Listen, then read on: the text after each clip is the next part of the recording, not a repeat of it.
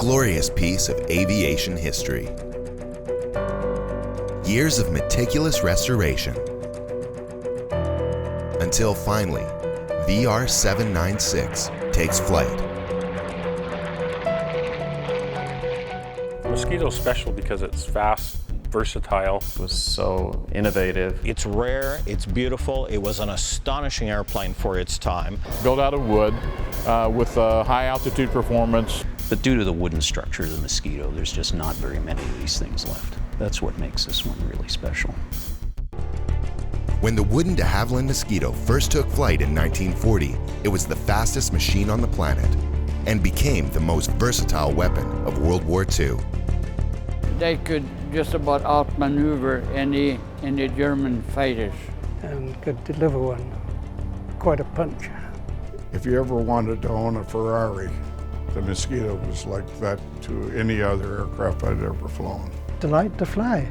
But for over a decade, no Mosquitoes were flying. As if they were left outside and got wet, they deteriorated and rotted away.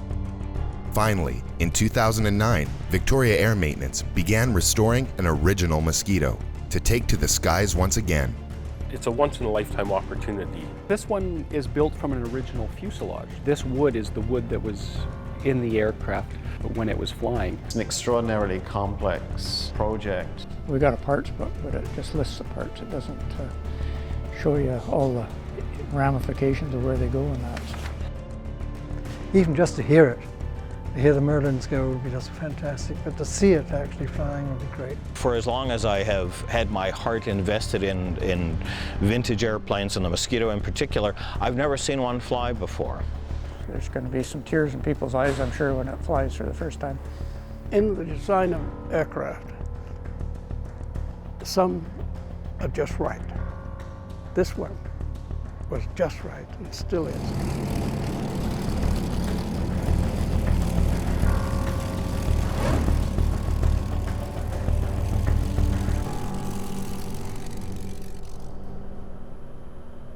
Everybody knows the Mosquito. They were built in Canada, so it has a lot of local history. It's just such a rare and famous airplane. It's a once-in-a-lifetime opportunity for anybody who gets to work on it. When I heard about there being a Mosquito somewhere in Vancouver, I was thinking, well, hey, it'd be kind of neat to see, just to see it. This Mosquito, serial number VR796 and Canadian registration CFHML, was built in England as a bomber just after World War II ended. Owner Robert Jens has brought his plane to world-famous Victoria Air Maintenance to be restored to flying condition.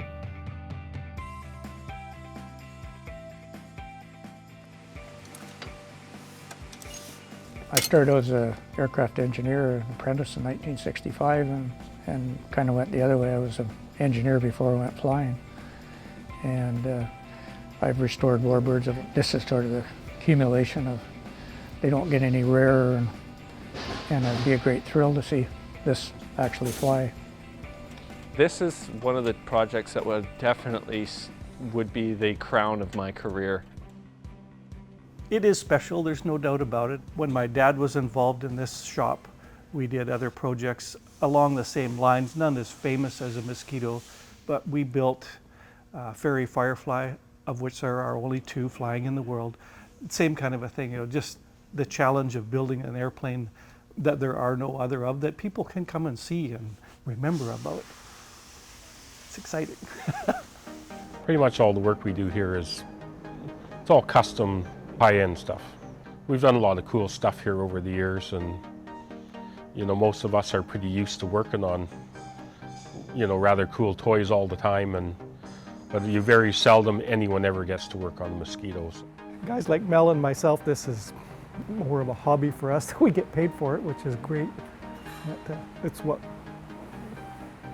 we don't consider it a real job, I guess. We like to build things and put things back together, and the history behind these kinds of airplanes makes it more interesting for us. We're both pilots and mechanics, so it all kind of goes hand in hand with us. Today, despite over 7,000 Mosquitoes being built, there are only 30 Mozzies left in the world. Of the 4 in Canada, this will be the only flying example. In Calgary, a Mosquito is currently being restored by volunteers to ground running condition. Behind us is a de Havilland Mosquito of pretty much the same model as the one in Victoria. It's a B-35, later converted to a PR-35, and we've now been hands-on in the restoration process on the airplane for just over a year now. Realistically, it's going to be 8 to 10 years from this point forward. I would have been 14 years old perhaps, maybe even 13, when I saw the airplane for the first time. One Saturday I took my bike up to Calgary, and sticking out of one of the old wartime buildings was this long, gorgeous wood cylinder that I immediately recognized as a Mosquito, and it absolutely stunned me. I had no idea. Well, here we are 40 years later, and I'm again involved with the very same airplane, this time rather than just an admiring kid, but as the person in charge of the restoration. Early aircraft, pre-jet age aircraft, they had a personality. They tell me their story. When I was a kid, I don't know what, 8 or 9 years old, I got this. It's a well-known picture of a Mosquito, and they gave this to everybody that bought so many war-saving stamps.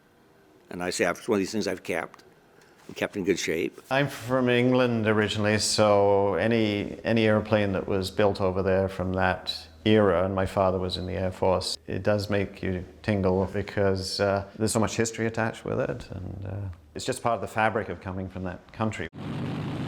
As a young kid, I've read many stories about the exploits of pilots like Tom Birch during the Second World War, and I was just fascinated by them. And it is an aircraft that absolutely looks right. It is right.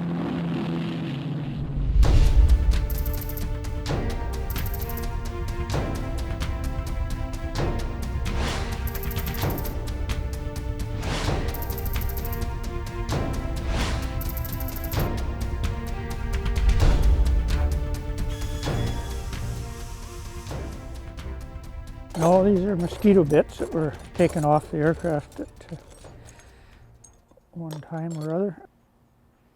Well, when we first looked at the airplane, it was in Vancouver in the hangar. It was partially assembled, but just kind of poked together. Nothing was really hooked up. There was no systems into it or anything. And we actually disassembled it to transport it here. We had to get a crane to take it off the truck. So as we took it off the trucks, we put the wings on in the hangar. So then we put some wheels on it. We could move it around then, but we actually assembled it as we unloaded it off the truck. Didn't have anything in it, so I had to figure out how it was supposed to be wired and all the systems and how they work, and then basically fabricate and install a wiring harness. The plane first began being restored in 1966. Crews throughout the years have taken all of the parts off the plane. And that always makes restorations much harder. Always things get lost, irreplaceable things. And that's where Mel and I come in, where we have to find out what it looked like, what it did, and how to make another one. It's not like you brought the airplane in here and we took it apart and we're fixing it, putting it back together. We basically got the airframe and there's nothing else in it. So now we got to put that all together. Pretty much every part on the airplane has to be gone through. The flight controls are all removed from the airplane right now. They've been all overhauled. We're in the process of doing rigging, making sure all the parts are properly assembled and all the nuts and bolts are tight and properly safetied. The hydraulic system is starting to be installed. We still have to make pipes and attach valves and fittings. There's wiring hanging out of the airplane. This is our supply of BS standard hardware. Because it's English built, a lot of the hydraulic components aren't built like we do in North America, so the seals and this sort of thing aren't easily come by in Canada. Some of the parts we probably have to send over to the UK for overhaul. It's not a complicated airplane. Most airplanes of this era aren't. It's a very straightforward electrical system once you understand it. Mosquito's a little challenging because there's not a parts manual for the airplane. There's lots of information. We have drawings, but there were so few airplanes and, it wasn't built as a maintainable airplane. So a lot of the information you get from modeling magazines, pictures of other airplanes, looking at other airplanes, and experience of the guys working on it. So it's not too hard to figure all the big pieces out. Trying to figure out all the little stuff is a little more challenging, but it's all doable. The plan is to restore this B-35 Mosquito to a military design. It's a time-consuming, very involved project. This whole company is all about making airplanes fly. We don't do static displays or anything else. We make stuff fly, which is what airplanes are supposed to do.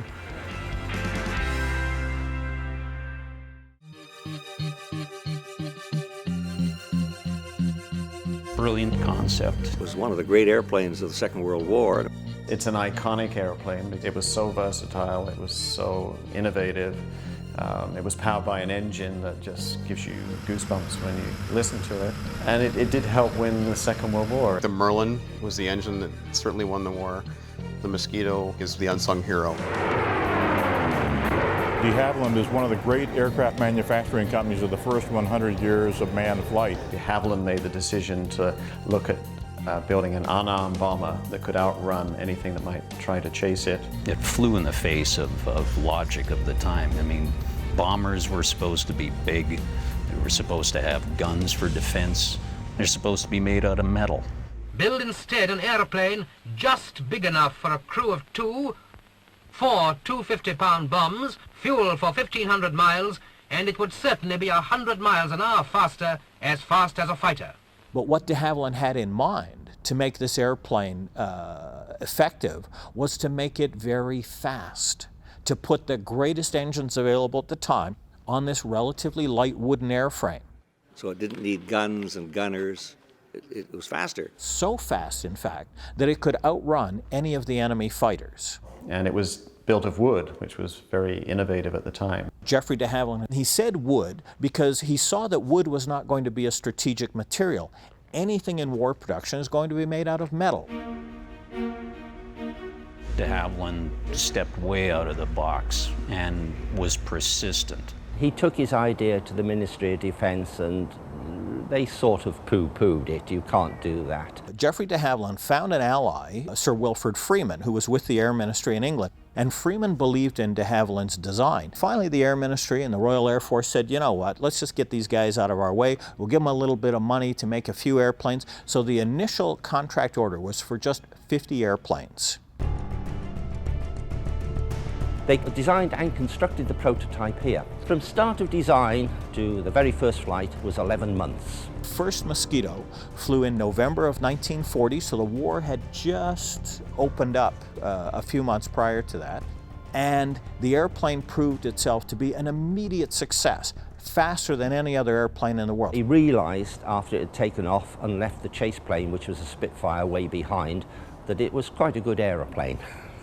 It was at that time the fastest combat aircraft in the world. But here's the astonishing thing. This wasn't a fighter airplane. It was a bomber, faster than any of the fighters. So right away, everybody perked up and went, hey, just a minute. We may have something here.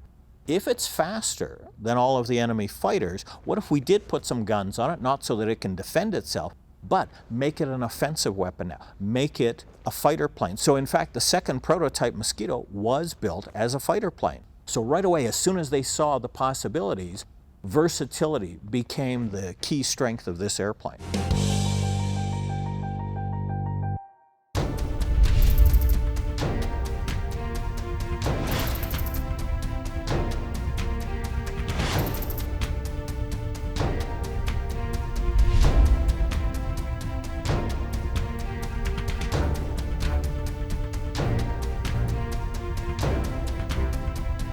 We're sorting all our parts into different categories like the fuel system, the hydraulic system, propeller, electrical, airframe, and wings. The engineers have just returned from a fact-finding mission in Wisconsin. Martin and I went down to Oshkosh and had permission from Kermit Weeks to crawl all over his airplane, and he had a Mark 35 Mosquito that was original and hadn't been touched at all, and it sits in the museum down there.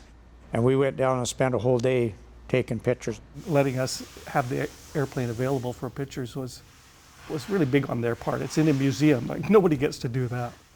After working on it for a while, we knew the areas that we wanted to look at, sort out, and what we weren't sure of in the routing and that sort of stuff. So it was a big help to go back there and be able to take the pictures of the areas that we wanted to clarify where the parts went. Without any manuals at all, this is our only reference to things that we don't know where it goes. Realize how much stuff we don't have, and stuff that we do have, that we know where it goes now. And the other thing that was really a big help for us was cockpit area. It's quite a busy cockpit with lots of lines and wiring, and now after taking pictures and seeing one together, it makes it a lot easier. This is a back bulkhead that's cut out. I thought I've seen some of this style of hinge that we've got in what we have here. Yeah. So there are some of those possibly from the Mexican Mosquito. That'll work.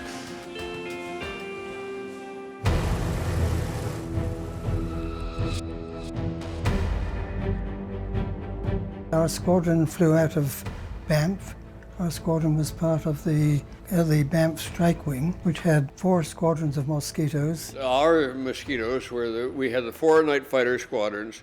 There were 3 straight night fighters. That's all they did was night fighting. And then we had 1 intruder that was all over Germany and Italy and so on. We'd fly in and drop our flares, mark attack.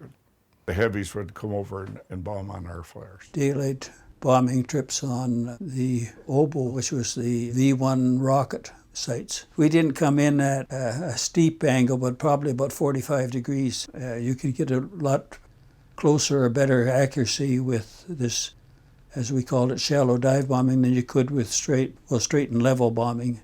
Low flying over the sea, doing ship busting, which is what the Strike Wing, Coastal Command Strike Wing was doing. Over England, the south of England, as I said, we had the airports there, night fighters on them, and the Germans would keep an eye on them. Every day they were overrun, and we tried to shoot them down.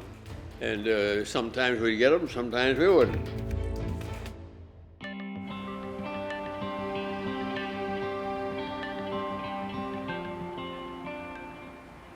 We're installing call it a firewall. This is all stainless steel to protect the wheel well from any fire that might happen in the engine compartment. What we're looking for now is there's apparently rubber gasket material that goes in here and along the bottom, which we don't have, although we do have good pictures of them now, so we'll be able to reproduce that. Have you seen anything like that in our, or is that all? That's all felt. It's all felt. Over the years and 3 or 4 different moves, a lot of the parts have been misplaced or that. So that's where we're putting the parts on we have, and then we've got to either find the parts we're missing or make what we're missing. I enjoy the challenge of that kind of stuff, making things that we don't have and we can't get, so we have to figure out how are we going to make this work. So that's always fun for me.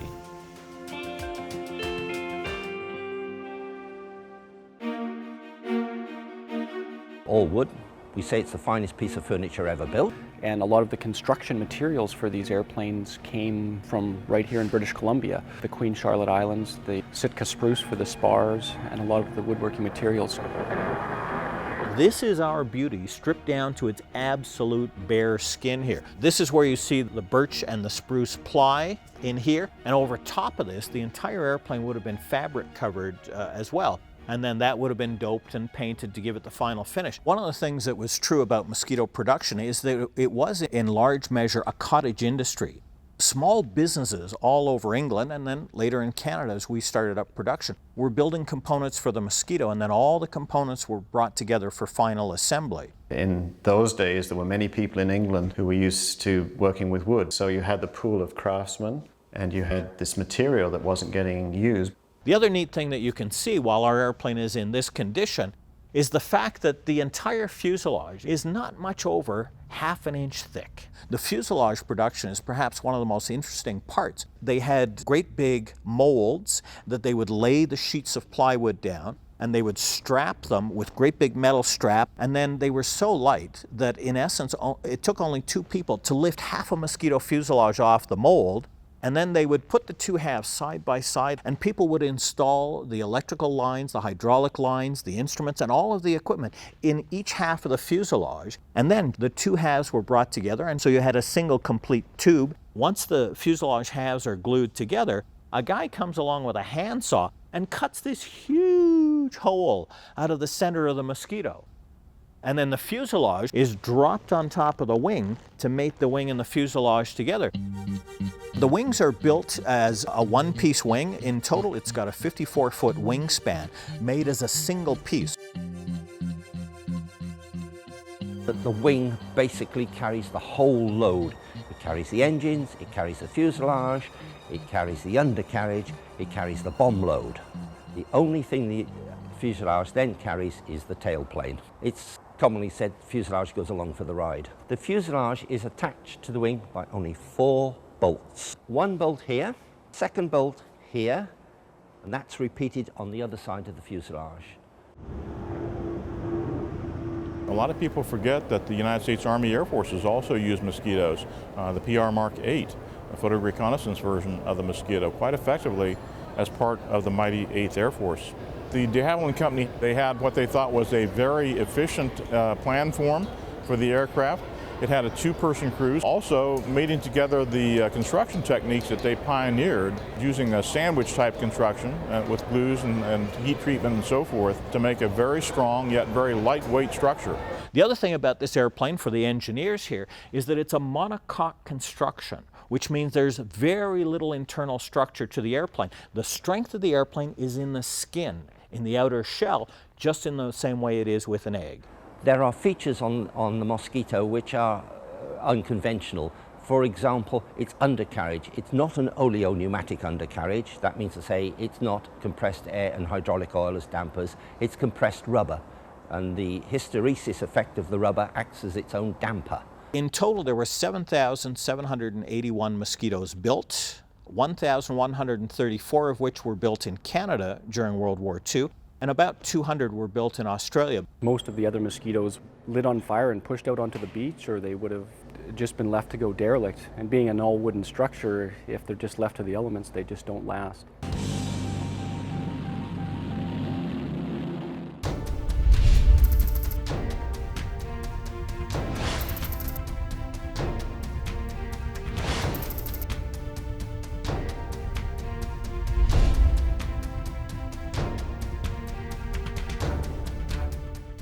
Not a lot of people know what we do here. It's slowly getting through the grapevine that this project is here, so we're having a lot of enthused people that have had contact with the airplane through the years. Either they built them in Downsview or they flew them during the war. I've been working on it steady now for 8-9 months, I guess it is. Yeah.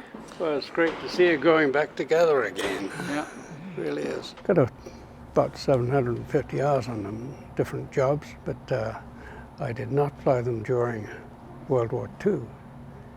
I flew them with the Overseas Ferry Unit. I came to the Mosquito Squadron in Scotland in 1943 on a Norwegian squadron.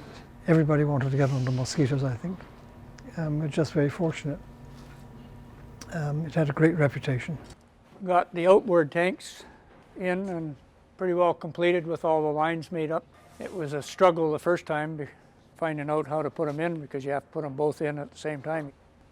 Oh, brings back a flood of memories, of course. I just want to climb up the ladder and get in the cockpit and go again. Pleasure to get in, the smell of the dope, the smell of the fuel. I guess you get those in every aircraft to an extent, but it was just special in the Mosquito as far as I was concerned. Climb up the little ladder and push your way in through a little door. We've completed all the hydraulic lines and the engine lines.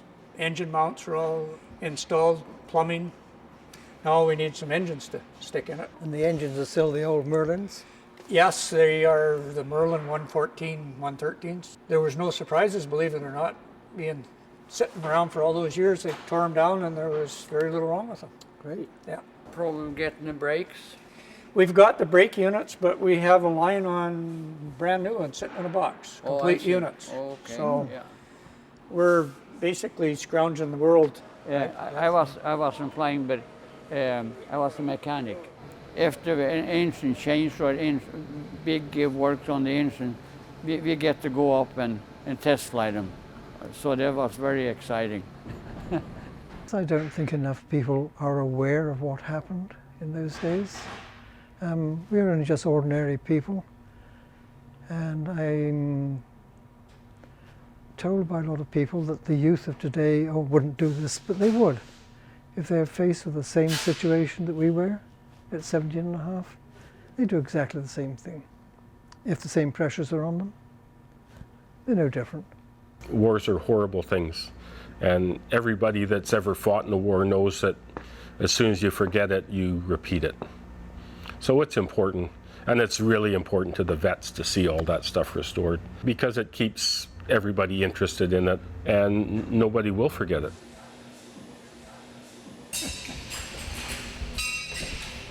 There is a set of drop tanks. They're made of plywood. They're not usable. The coating on the inside is eroded to the point where I doubt very much whether they would hold fuel. Mr. Jens wanted us to fit them with all the hardware so that he could use them as a static display. The airplane holds, I don't know, 800 gallons internally. The 50-gallon drop tanks, you could stay up for probably about 6 hours, 6.5.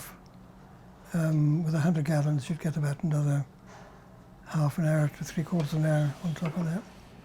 Just push a button and they drop off. Dead easy. But you made sure they're as empty as possible first. And originally they were electronically operated so that they could drop them if necessary, and that had to be all disconnected because you're not allowed to do that anymore, of course. So we made it so that it was manual installation and removal. These are the main radiators for the engines. They cycle the coolant water from the engines through these radiators, and then there's a large amount of airflow that flows from the front as you're flying along, and it cools the water and then returns it back to the engine.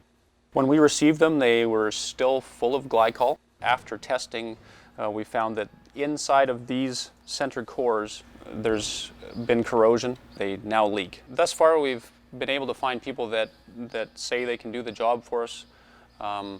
We just haven't made contact with the right people yet at the right price. I think the highest at this point was 100,000. We thought that the repair process would be a lot easier. We have good components on these radiators. We just really need the cores replaced out of them. So hopefully we can find the right people.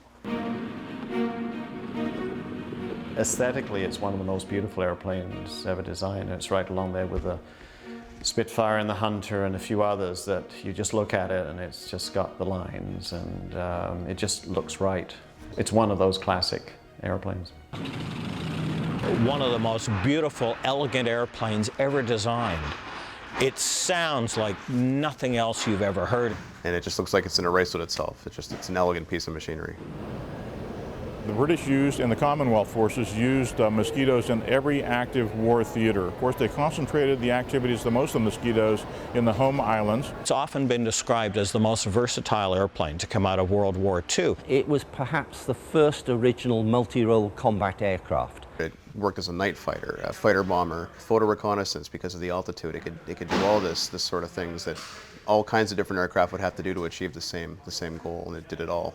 The first actual commitment of the aircraft as a combat type was in May 1942 when it went into service as a night fighter. It had 4 20mm cannon and 4 .303 caliber machine guns, a total of 8 guns, which one 15-second burst could take out almost any German aircraft. Some of the things it did were rather daring. Very good at fast, precision bombing of very small pinpoint targets.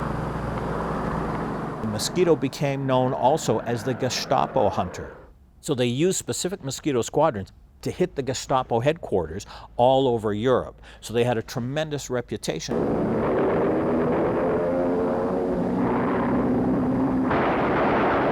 Just about any job you wanted to get done, you could do. And remarkably, you could do that job with just 2 people. There were so many planes that had crews of 8 or 10 that were getting shot down in huge numbers and many people dying. And the Mosquito, it's arguable, could have done a lot of that work if there had been enough of them, with putting so few people at risk. The Mosquito had the lowest loss rate of any Allied bomber during World War II. As spectacular as its performance was, it turned out to be one of the safest airplanes.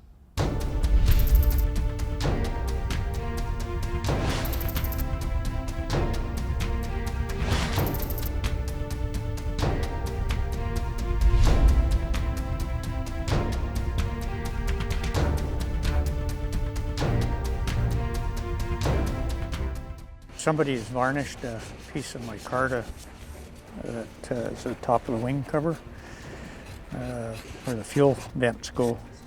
So we're just taking the varnish off so we can be painted properly. These are the original panels, so we want to keep them if we can instead of making new ones.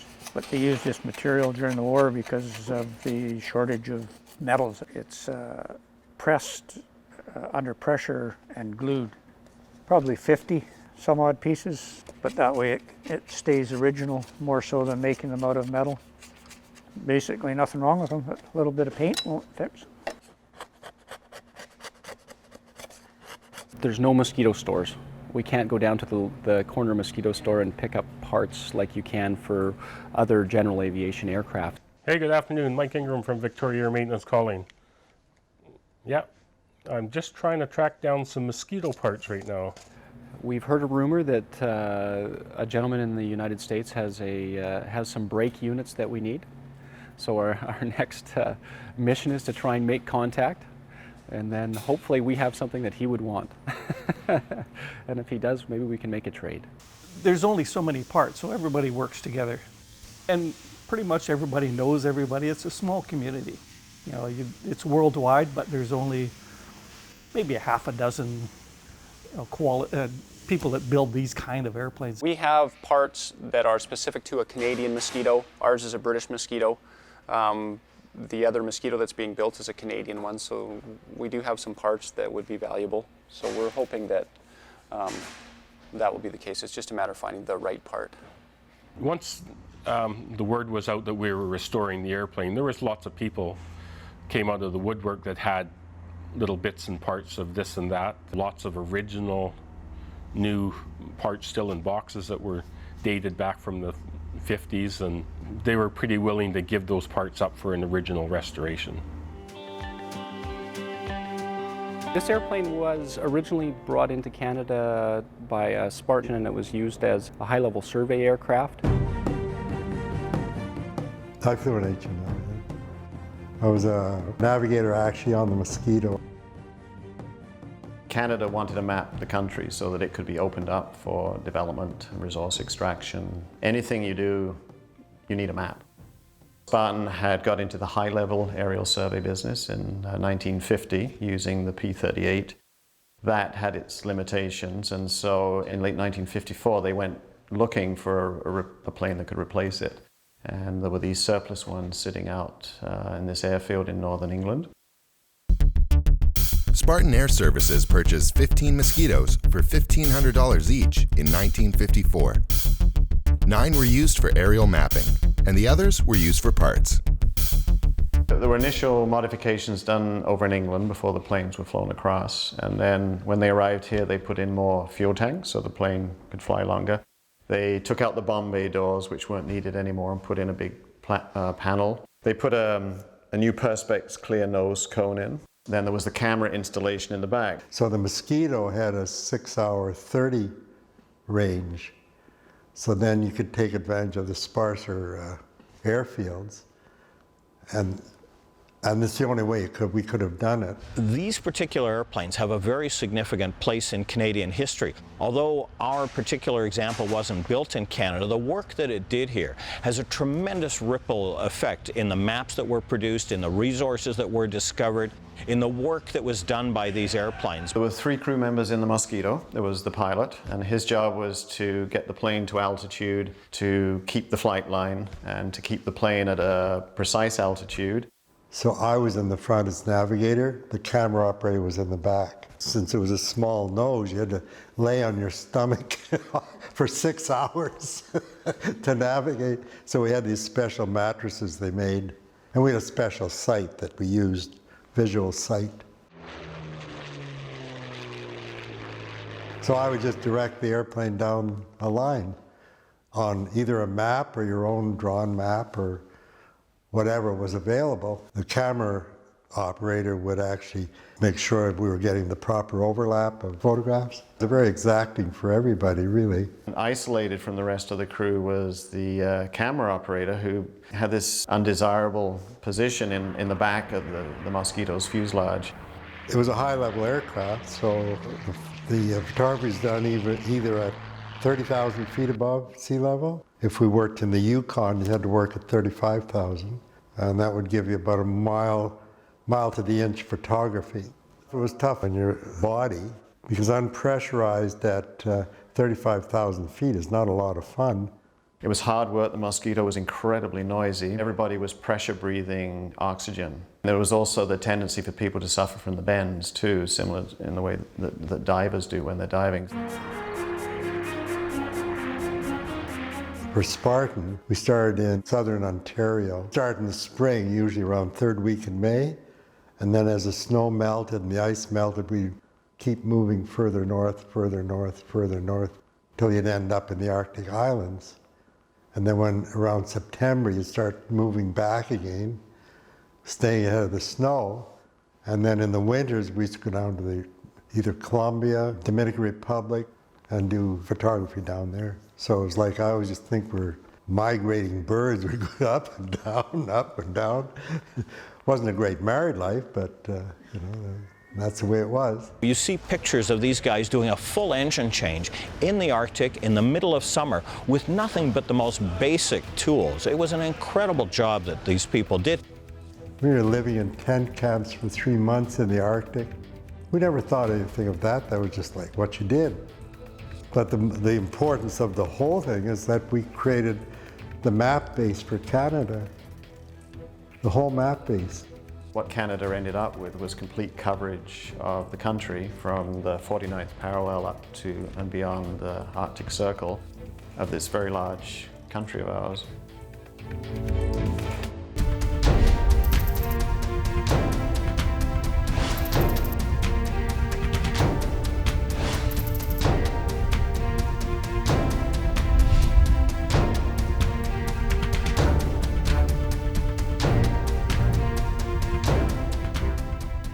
We're just in the process of getting the experts to tell us what types of paint to seal the nitrate finish on it to be able to paint with modern paints and colors that we need to paint it.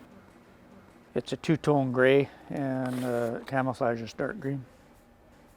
Light gray on the bottom and dark gray on the top. Bob had got some model paints that were the right color, so we sprayed those on pieces of metal, shipped them to the paint suppliers so that they could match the colors. And wartime they used a nitrate dope, and of course the nitrate dope in these colors isn't available anymore. So because it's going to a collection that they want it shiny as against a matte finish during World War II. And the reason for the shininess is it's a lot easier to keep clean and it looks a lot better. We're just in the process of going to suppliers and getting, because of the volume that we need, it's not a case of just going down the corner store and buying a quart of paint. It's quite an involved process. I think it'll look very sharp. Well, we were flying out of a place called Villavicencio in Colombia. So the guy, Ralph Burton, he'd come in and we'd dive down, roll the airplane a couple of times, and come up, do a fighter break, and land. So the commander of the airport came and talked to him and said, "You don't do that because you're a bad influence on our flying students." So we had to stop that.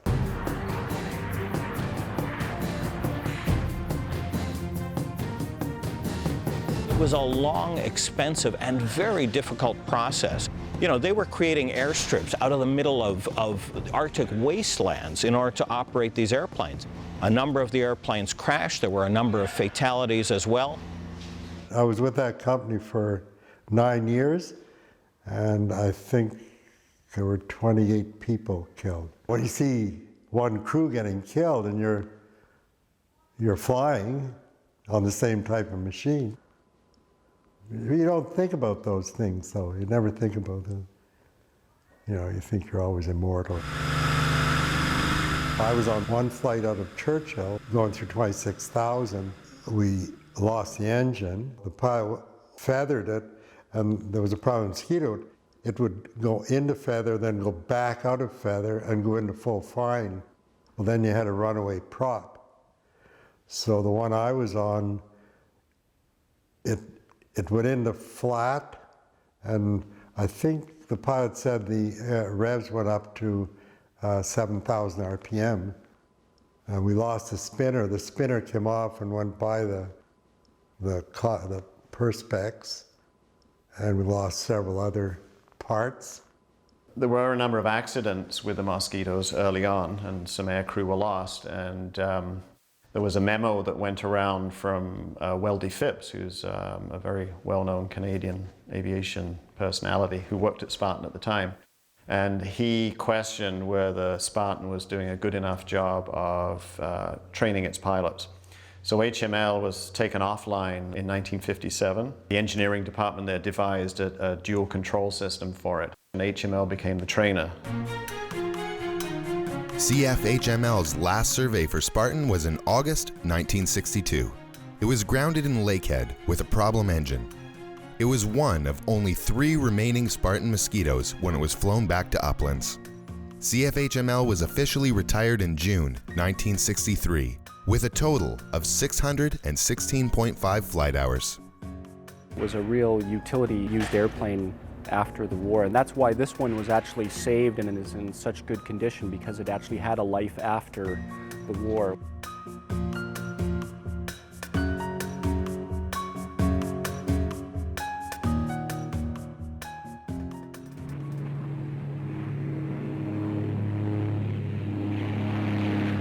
We always referred to it as a Mozzie, never a Mosquito, always a Mozzie. It was the dream aircraft that most pilots would love to have flown. It's a sweet airplane to fly, and it did everything you expected an airplane would do. It didn't have no surprises. The opportunity of a lifetime. If you were a pilot and you had flown other aircraft, you'd get in the Mosquito and say, hey, I've never seen anything like this in my life. Flying to me was exciting. At that age, I was sort of immortal. Nothing was going to happen to me. It was always the next guy. Every day was, well, what do I do today?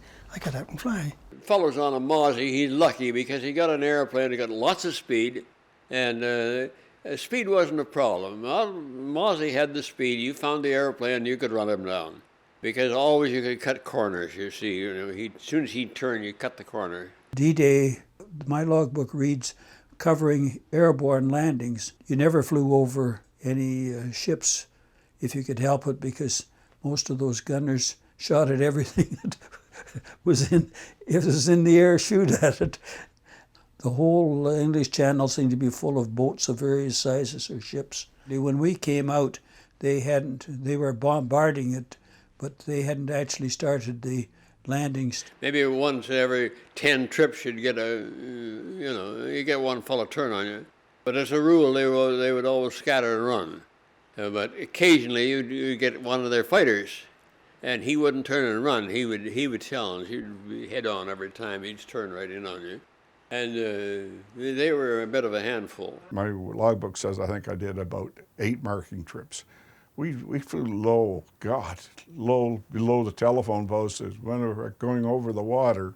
We had to fly a beam at a very specific level and a very specific speed, level, and altitude, because we'd pick up a signal and have to change course. Now, to be honest with you, my navigator was the king of this. I was just really the taxi driver. The strike wing was aimed at flying over to Norway. A lot of the shipping was going up. Strike wing was tasked to do something about that, either sink the ships, damage them, or whatever.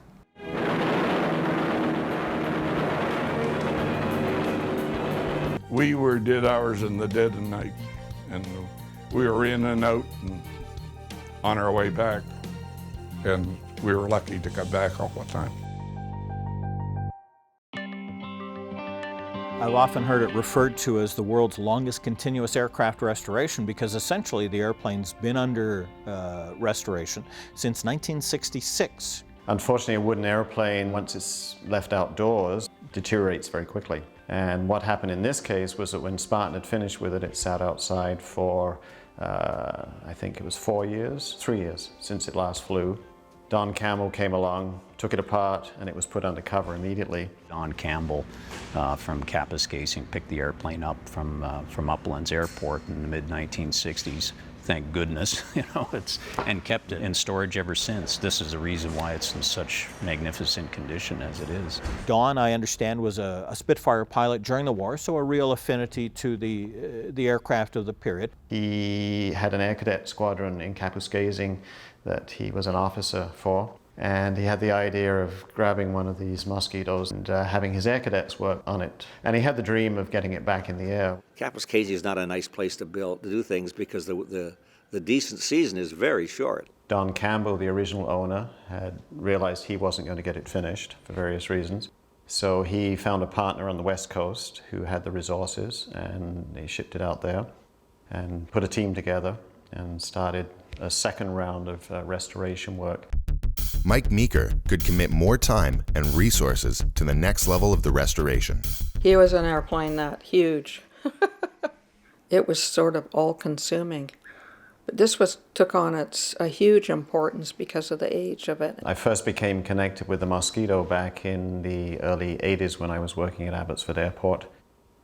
Somebody said there's a Mosquito in a barn up the road. It was a spot you wouldn't have expected. Really, it looked like a glorified horse shed, but inside was this just magnificent airplane. And there in the middle was a Mosquito fuselage and people working on the wings. And so it became a bit of a pilgrimage to go there at regular intervals, and then I started writing about its history. The partnership arrangement came just after Meeker had purchased another B Mark 35 from Mexico, XB-TOX, with the hopes of building a new airframe and utilizing the metal parts and engines. He hired mechanics to help him take it apart. I think they cut the wings off with a power saw because it's all plywood and it was rotten. The plane was 14 feet high on the truck, and your legally was to be 13 and a half. I made this exit off this freeway at 60 miles an hour, and the sign said overpass 12 and a half feet. So I went under it. It sheared off 1.5 feet off the rudder, which was rotten, which it came off nice and easy, and they didn't need that part anyway. So once up in British Columbia, the plan changed, and the Mexican parts were used to aid in the restoration of CFHML. He had the people, some really great people that were talented, because there really wasn't too many instructions with a plane that old.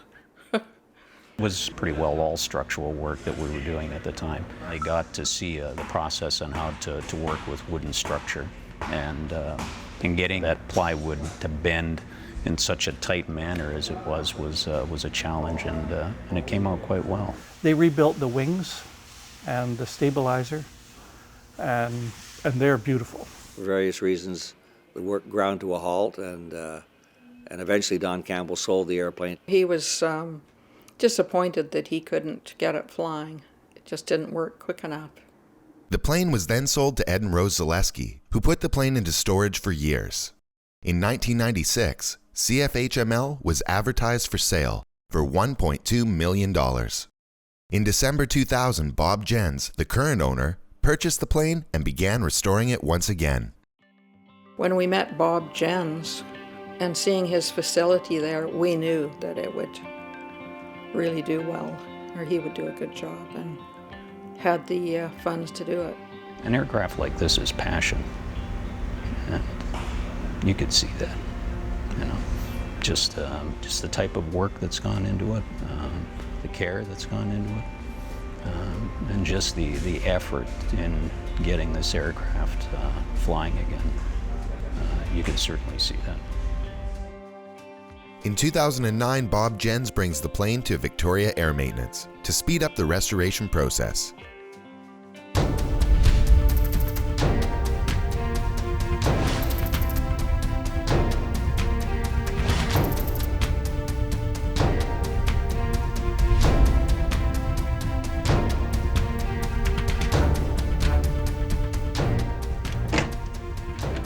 So this is an original radio and the old technology that used to be in the Mosquito.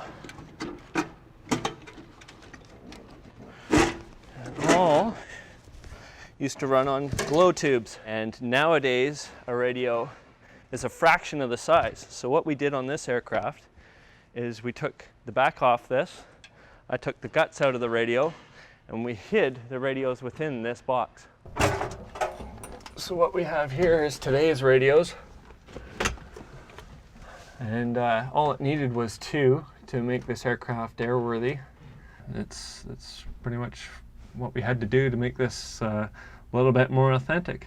The fuses throughout that military aircraft, it's a World War II bomber and it got shot at, so it had fuses throughout the aircraft. So we had to rethink how are we going to make these systems so that if something were to fail that we could reset them right next to the pilot, and then we came up with the circuit breaker panel instead of the main fuse junction box. That's within reach of the pilot. In here we have the fuel tanks, 2 of the main fuel tanks, and they're called the centers. And we have a fuel quantity gauge, and in this particular aircraft they're mounted up from the bottom, and there's about 5 wires, one's power, one's ground, and then 3 sensor wires. This was the technology of the day, so we're sticking with this one and not changing anything. We're limited by what we're allowed to put on the aircraft as well. We simply can't make it up as we go along. I think for purchasing the wiring, we purchased about 5 kilometers of wire. So that's, you can imagine, of different gauges, there's about 5 kilometers of wire in this aircraft. The plane now has the Canadian registration CF-HMJ. The original registration was FHML, but that registration got lost over the years and was never renewed through Transport Canada. We tried to get that registration back from the person who owns it now on an airplane out of Quebec somewhere, but they weren't so willing to give it up. Another Mosquito has recently been restored in New Zealand and delivered to its owners, Jerry Yegan and the Military Aviation Museum in Virginia. That's a big debate at the moment because there are people who are making the wings and the fuselages for them down in New Zealand, and that makes a very valuable contribution to getting others airworthy. But this particular airplane is highly authentic, so I think that does make a difference to that connection with the past. The greatest percentage of it is original. The airframe's original, and the wings, although they've had some repairs, are all the wood that was in 1947. Some of the other ones that have been rebuilt, the wood was not in good enough condition to make it airworthy. This is a unique airplane because of the way that its life was, and it was stored inside and made it viable. The other Mosquito, much less an airplane when the project started. I've heard people say it was really a box of spare parts and some drawings. And so a lot of it had to be fabricated, and that takes nothing away from the people who did it because it's remarkable work what they did. This airplane, much later on in life and not so far in the past, was a whole airplane.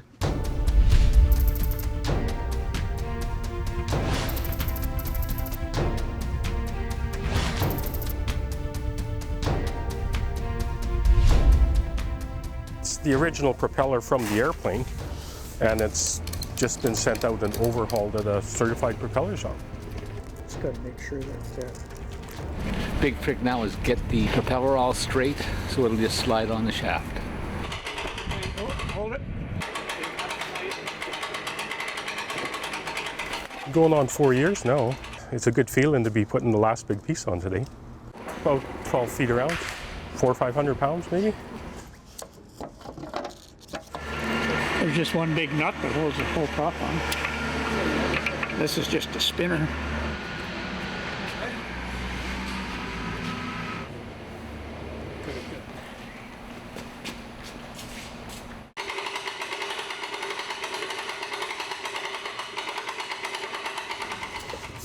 3 inches.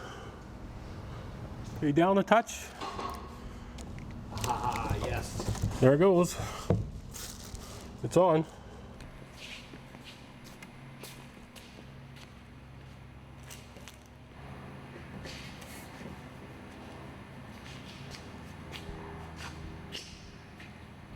That's what holds the prop on. That little bitty nut. That little nut.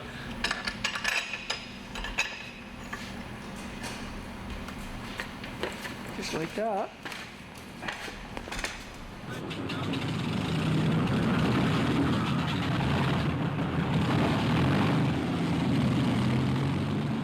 There are old pilots and bold pilots, but there are no old bold pilots. We're taught that from day one. You might say, use some discretion or common sense. Don't try to fly under every bridge that you see, or try to mow the grass on somebody's front lawn or whatever it might be with your props. Be realistic. The aircraft has restrictions. You have restrictions, and sometimes things get in the way when you're low level. As far as speed is concerned, I had one going in the stall turn where you pull it up and you kick the rudder and go over and come down. I had it doing roughly 140 knots. I know they're rated for around 400, and I've never put one through the gate. We were the highest flying British airplane they had at that time, at 40,000. But 40,000, she was, you get up, the air gets thin, and you drop a wing, and it takes a while to pick it up, and so on. She's a sloppy airplane in the air. We had a radio altimeter, and you could set it at various heights, and it had 3 lights on it. We would usually set it at 35 feet as being the lowest, and below that a red light would come up. And between 35 and 50 feet you'd get a green light, and above 50 feet you'd get a yellow. So the idea was to try and stay in the green light. And when we were within, I'd say, sight of the target, they opened up with machine guns and tracer and everything, and you thought everyone that came twisting up there was going to get you for sure. But we did our dive in on this marshalling yard. I opened up with the machine guns and the cannons and waved the nose around. And of course we're coming in pretty fast, probably close to 300 miles an hour. And they quit firing. You bounce bullets off them and put a few holes in a few airplanes. I know I got one, he blew, but as a rule they didn't. They went, you punctured them with bullet holes, and it's tough to knock an airplane down. They're pretty well built, and they're all metal and so on. If you fired them all at once, that the aircraft practically moved backwards. The recoil would push you.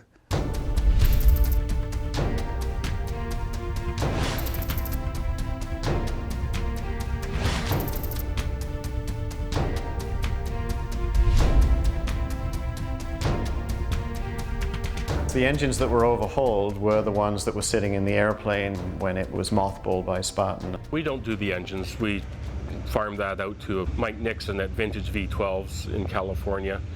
They've been building engines for a lot of years. It's just a long, slow process to do a big engine like that and do it properly. And these were kind of an oddball engine, and just finding parts for them was quite difficult. It's been since 1963 since this airplane ran. It's waken up after a long, long sleep. Does the part make you nervous? Yes. These are very complicated engines. They were the last of the Merlins, basically, and so they've become progressively more complicated.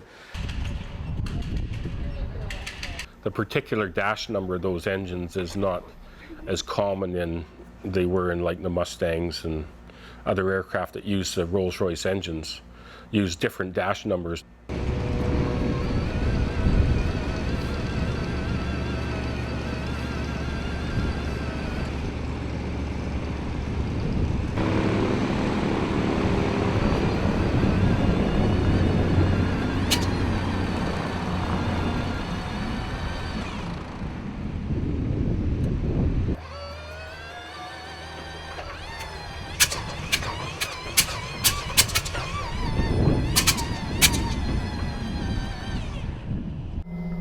Okay, the cutoff for the left engine back there? Yes. Pull it out for about a 3 or 4 count and then put it back in.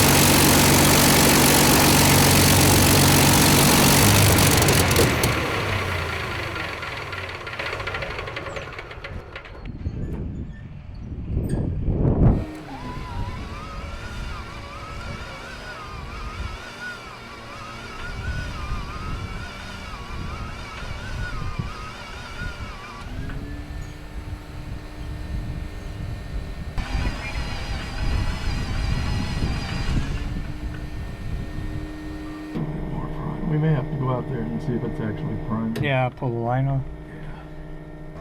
Sounds like no ignition. The bottom of the engine, Yeah, the left engine started just fine. Right engine, not so much. We got a boost coil problem right now and just trying to sort out the wiring for it, and might need a boost coil. It's an auxiliary part, just a component that's part of the engine, and is only used for starting the engine. Not a huge setback. It might be for flying the airplane. The team has a spare boost coil. Once it's installed, both engines can be run up.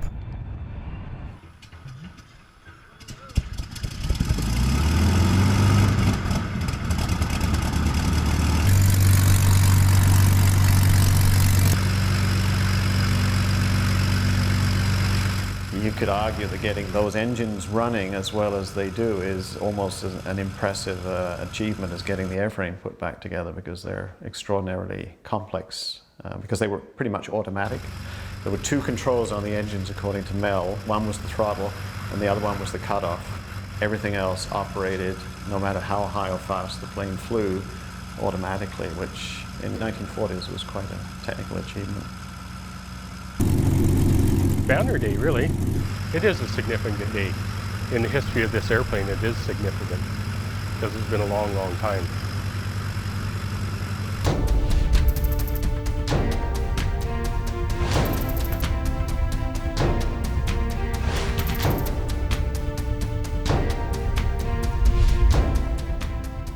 The time has come for the Mosquito to shine. After 5 years of restoration at Victoria Air Maintenance, the plane is ready to test and hopefully fly. The test pilot wants to see the gear, and then we'll do what we call an emergency gear extension. There's an emergency if you lose the hydraulics of how to pump the gear down by hand. So we want to make sure that all that works, which we've already done, but the pilot would like to know. So there's nothing left to chance, that we know that all the systems work. Perfect. Good. Steve Hinton brings his experience to the table, and there's nobody more qualified in the world, as far as I'm concerned, to fly that airplane. I don't think there's anybody in the world that's flown more warplanes than what Steve Hinton has. There's nobody can touch him as far as his experience level. Controls are balanced, obviously.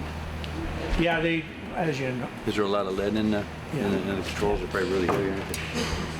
Because he's a mechanic, he understands a lot more. And I don't use the term just pilots in a bad way, but they don't always understand exactly what's going on out there when you move this handle. He does. Is this exactly like the World War II Mark 35? Same thing? I think so, yeah. It's beautiful. Yeah, it's gorgeous. It's way better in the pictures, that's for sure. One of the first questions people ask is, well, how will you find someone to fly the airplane? Well, you find somebody that has heavy tailwheel experience, somebody who knows how to operate those engines intimately, and somebody who can read the pilot operating handbook and figure out what the numbers should be. And Steve Hinton's that guy. They don't run the engines below 2200 unless you had the mod because it vibrates. No? There are isolators. I don't have any experience in a Mosquito. I've read the books and I've flown planes similar to it, and you know, they've asked me to help on this based on the fact that I rebuild airplanes for a living and fly them as well. So we're just checking things 2 or 3 times is all. Anytime you rebuild an airplane, you're going to have, it's good to have a lot of different eyes look at it. And like I say, 99.99% of it's perfect. So it's on right now. The lights are on. That's what we do. Horn works. Yeah, and the throttle.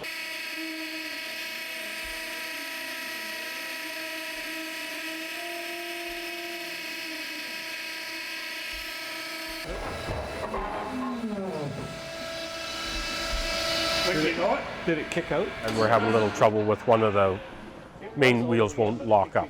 And when the pressure comes off the hydraulic system, the wheel drops out of the landing gear bay. So we're just working through sorting out what the issue is, and it's a minor issue, and it's teething pains, and all these airplanes give you these sort of things right up until the day they fly.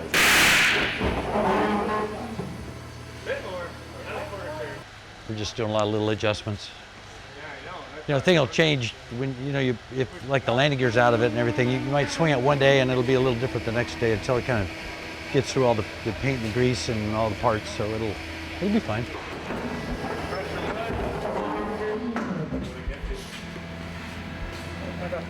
Yeah, I have one of these, but I have the one for the Mark 35. Oh, you've got the 35. Yes, I do the 35, yeah. That's one I don't have. That's great. The British manuals are so descriptive, though. They're very good. You know, for someone who flies a lot of different airplanes, it's all the information you need. Any other words of wisdom regarding this thing? And with gear and full flap going in, she'll sink. Okay. You work, use trim it a lot. I've flown a bunch of different Spitfires, but I've never flown a Mosquito, so I'm looking forward to that. Yeah, but you've flown everything else. It's like a thoroughbred, and if you don't treat her right, she'll bat you. Once this issue's sorted out, we'll take it outside and run the engine some more, and more issues might creep up. I call it rag wrenching, is the term I use all the time. Because when you rag wrench, you're wiping grease, but you're still right in the spot where you know you're going to inspect something and look at it. I do this kind of work for a living too, and I really appreciate the detail. Yeah, you're real proud of this thing. Making a switch panel, which we can, what's called flash the generators. When generators sit for a length of time, they lose their polarity, and you only do this for a moment. I'd say it's as nice airplane I've seen anybody do. It's very high quality, you bet. Yeah. And they've kept the original systems. They've only added a few little things just to make it a little easier to operate in the modern world. They changed the spring on the up latch. Seems to be working, it's coming off the jacks, so that's a good sign. Scenario will be that we'll run it, check the engines and props and all that out, and then he'll go and taxi it and get a feel for the airplane and that before it goes flying.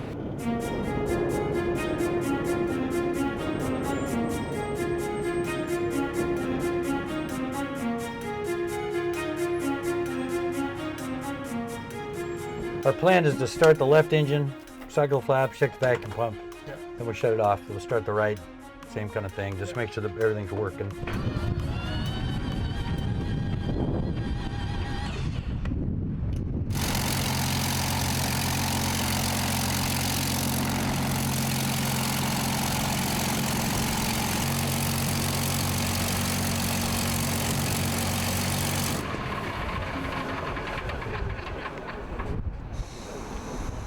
Okay, it's good. I think it's fine to taxi just the way that is.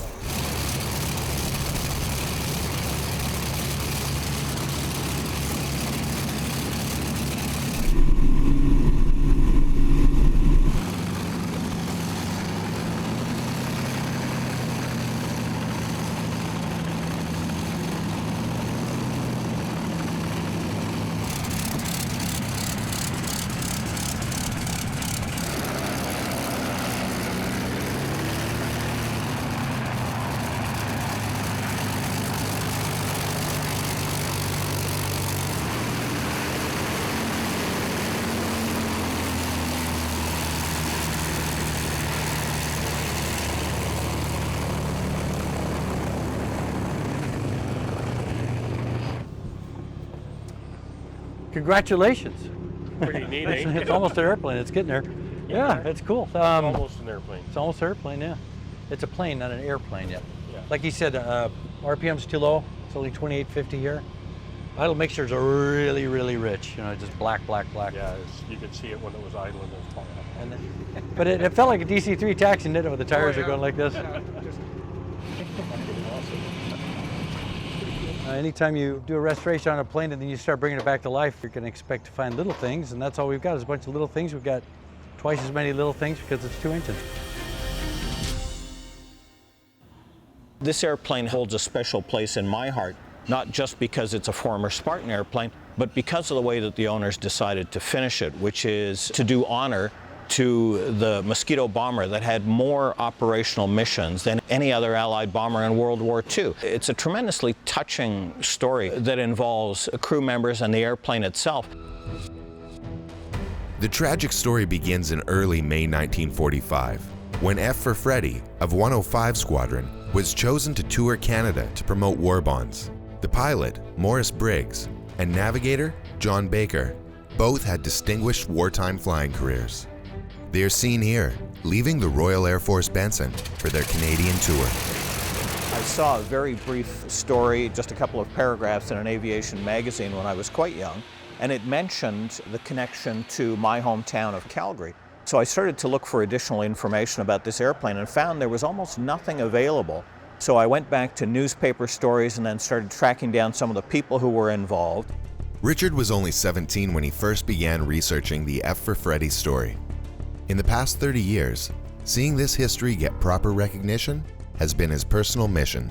It actually ended the war with 213 combat operations, which was an absolute record for an Allied bomber during World War II. They arrived in Calgary, Alberta, the day after Victory in Europe Day. And that was the official end of the war in Europe. So tremendous celebrations all across the country. The airplane put on a phenomenal flying display. For the pilot, he had earned his wings in Calgary in 1943. It was a bit of a homecoming event. Imagine putting all these factors together. He arrived in Calgary the day after VE Day at the station where he had earned his wings 2 years prior with the bomber aircraft that had completed more operational combat missions than any other Allied bomber in World War II. All of these factors coming together. After a delay because of an engine repair, F for Freddy was to fly to Penhold, Lethbridge, and Medicine Hat before returning to Calgary.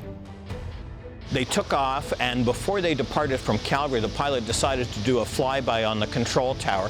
He did a couple of passes on the tower at absolute zero altitude, just pulling up to clear the control tower at the last minute.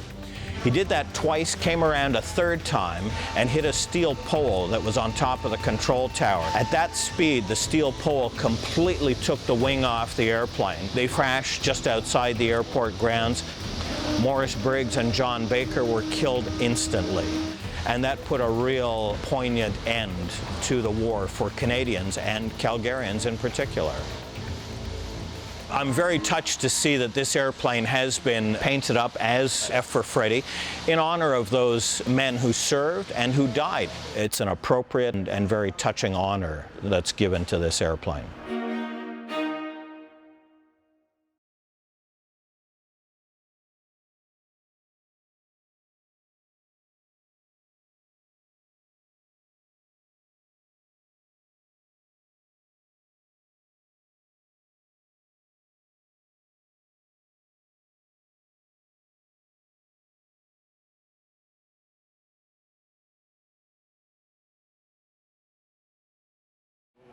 This morning we found a couple of leaking primer valves that are making the engines run a little on the rich side. So we're just swapping out some parts and getting the fuel leak stopped, and we'll get the engines dialed in. We've got one generator online. The list is getting smaller every minute, and hopefully the weather holds out and we'll get a flight test in today.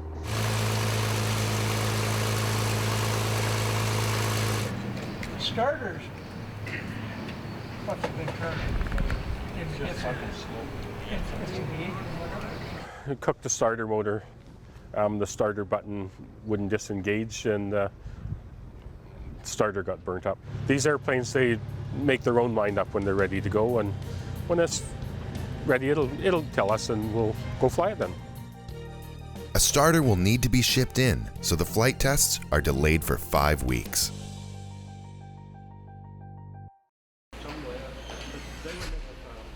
The team is gathered once again to try and get the plane airborne. They have worked through the weekend with Steve Hinton, away from the cameras and visiting crowds, to ensure the plane was ready first thing Monday morning. There are only a few remaining tweaks and the plane is ready to go. You've never flown a plane like this? I would say, yeah, you probably got a lot of challenges, but we fly airplanes like this a lot. I've probably made 40 or 50 first flights over my career of airplanes I have to rebuild. I think I only have one memorable one, you know? I mean, so I like them to be real boring. It's really an early airplane. The cockpit's the way it's laid out. You know, everything is manual, and like typical British airplanes, it's kind of spread out all over the cockpit, you know. Like the mixture knobs are way back here. The fuel selectors are out of sight. You have to turn around behind you to see them, and so it's part of the charm of flying a lot of different airplanes. I enjoy it very much. Looking forward to it. It was a pilot's airplane. It responded beautifully to the controls. It was only dangerous on takeoff. It had a tendency, because of the rotation of the props, had a tendency to swing to port a little bit. You could control it quite easily, mainly by the throttle. There was nothing sluggish about it. It was just like our Ferrari. You had to be on the stick all the time.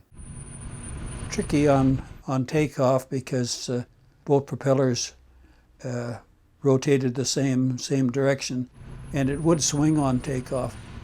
It was very powerful, had a small rudder. You could not control the direction if you lost an engine below a certain safety speed.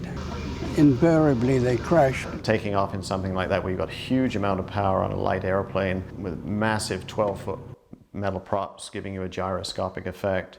There's a lot going on there. It's a tail dragger too, and a tailwheel plane is inherently more challenging to take off and land because you're not locking it onto the runway with a wheel at the front. You've got this tail end that wants to get round to the front of the airplane, and if you let it start, then you're going to ground loop it at best. There's so many unknowns. You can run the engines up outside and everything sounds good, the numbers are good, all the gauges read proper. You can work the flight controls and everything feels good, but as soon as you know, it's not until you get some air beneath the wheels and get the airplane off the ground that you really know what's going to happen when you put everything together. So it's a big risk you take when you take that first flight.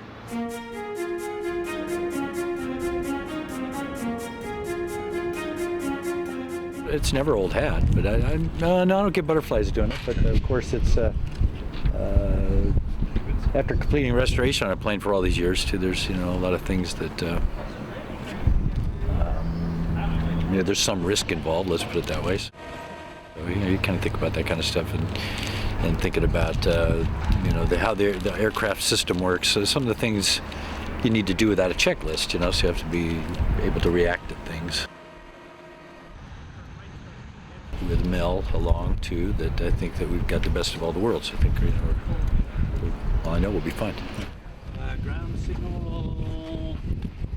Pull the APU, pull the chocks, right? Okay. Have a good ride. And Mel is also a very experienced pilot as well, so he brings a lot to the table. So if we have to troubleshoot anything, he's the best man for that. It's exciting.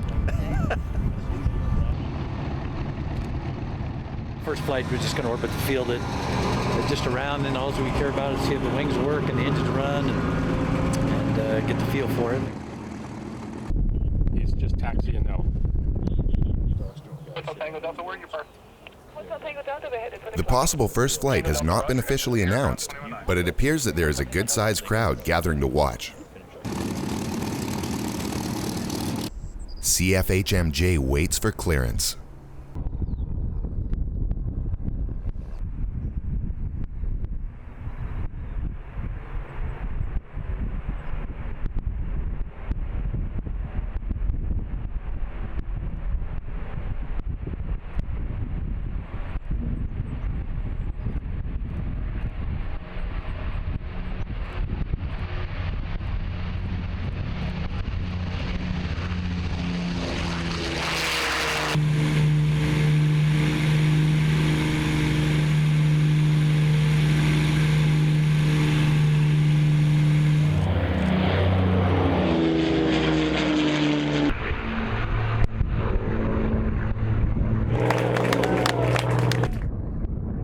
port main landing gear doesn't retract.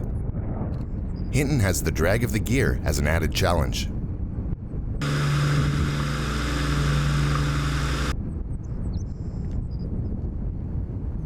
They are only up for 10 minutes before returning.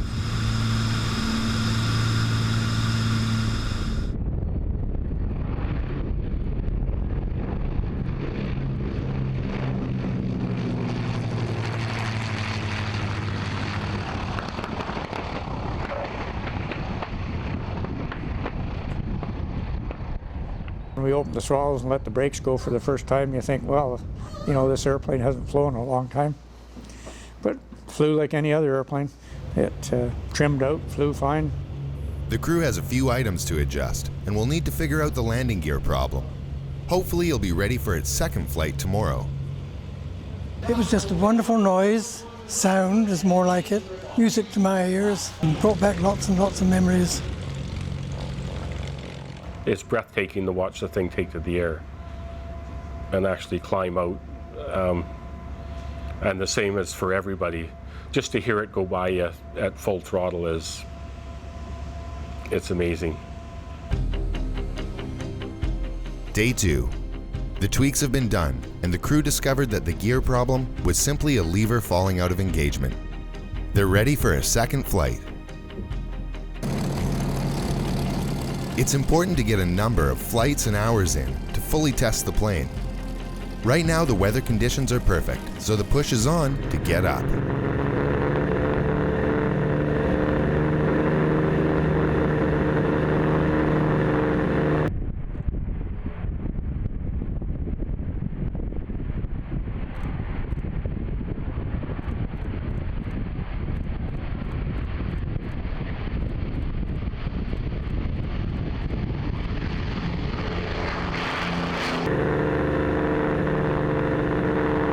And both landing gears go back up.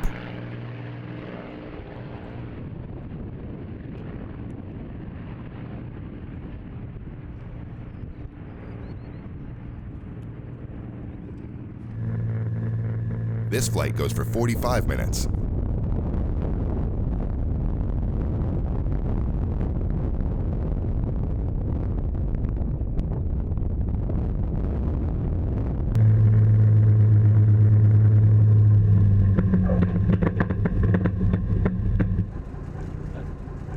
It's relatively easy to fly.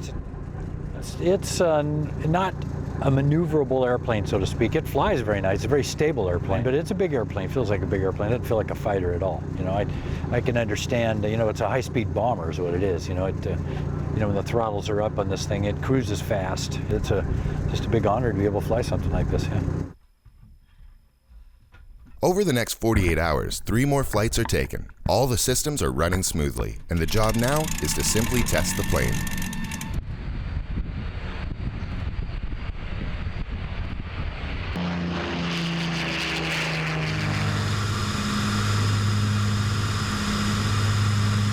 Magnificent.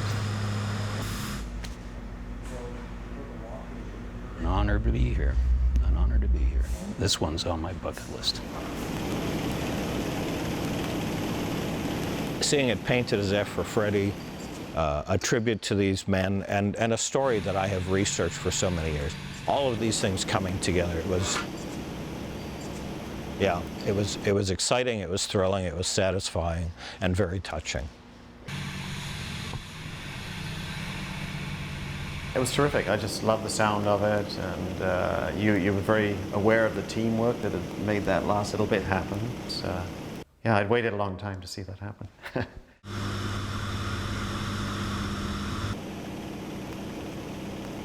It was like I thought it'd be loud and manual to fly. You know, got to push the controls hard, and you know, different sensations of where you're sitting in a cockpit. And it's unusual that you fly an airplane with a windscreen is 4 or 5 inches from your face. That was unusual. It's just another interesting experience.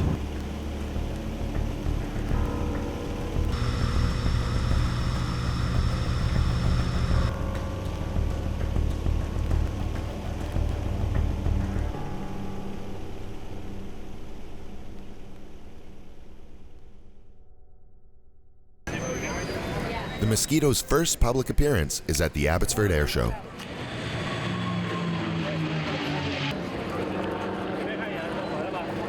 We took off one night in the dark, we heard a thump. And he said, "We got a hole in the wing?"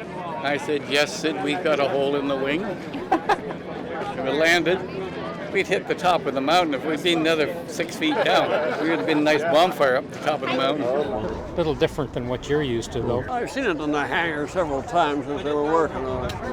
It's nice to see it finished out flying. God, look at the paint. There's just not a scratch on it. See, there you see what I talked about the seat. See, it's just a little bit back behind the pilot. But I mean, look at the lines of this aircraft. It's a marvel. It's an absolute marvel. As a child, I remember this very plane being in mission. I went there with my dad, a good friend of ours. We knew the Meeker family that were working on the plane, and I actually had my hands on it, and it doesn't look anywhere as good as it does today. It's a plane that I've actually fell in love with when I was just a kid building models, and it was just so smooth, and then you read the specs on it, and it was just so fast, and it did so many different things that you just never think you'll ever see one again. That, ladies and gentlemen, is one of only 2 de Havilland Mosquitos flying in the world today.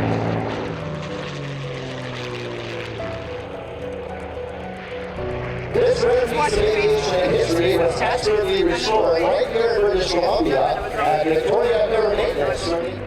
Today, flying the Mosquito is none other than Steve Hinton.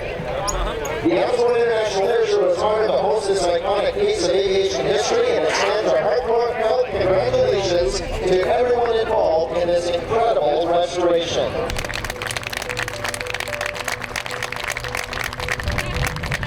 To be the second one flying in the world, how can you describe that? You know, there's a few in museums and that, but to actually see one fly and make noise under its own power is really something special. It's tremendous that there are still veterans around who served with these airplanes and who can see one come back to life. And I know it has a tremendous impact on them. But as you say, to the younger generation too, it's not just a museum piece. It doesn't just sit there. You know, it's something that makes noise and flies and is active and interactive and has an emotional impact that you can't understand until you actually see one, until you actually hear the thing fly. That's when it becomes alive.